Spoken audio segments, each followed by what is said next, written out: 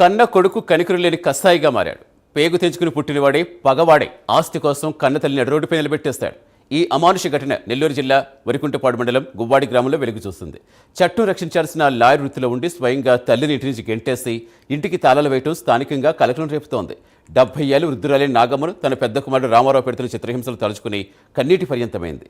ఇంటికి దారి లేకుండా చేయడంతో పాటుగా తన బ్యాంక్ అకౌంట్లోని నగదు బంగారం కూడా తీస్తున్నారని ఆవేదన వ్యక్తం చేస్తున్నారు. కొడుకు చేస్తున్న అరాచకాల నుంచి తనను కాపాడాలని నాగమ్మ వేడుకుంటున్నారు.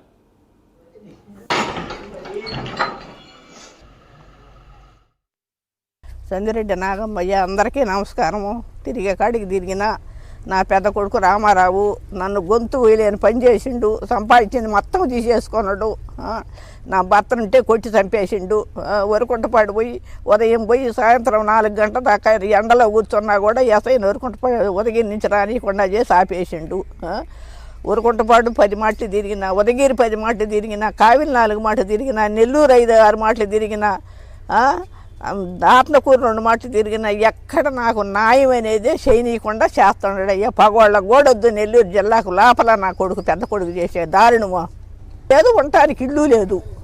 పిల్లలు ఇల్లు ఉంటే పిల్లలు పడిపోతుంది.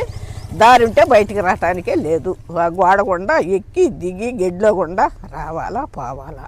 రాలేకొచ్చినా ఆడించి కూడా పోలేకొచ్చిన పోయేది ఒక ముద్ద పెట్టుకొని ఊళ్ళో తినేది. ఆ ఇళ్ళ మిట్టుంటుండ ఇప్పుడు నెలమించి నేను కూడా చంపుతుండదని ముందే పోయి ఊరు మొత్తం అడగండి వాడి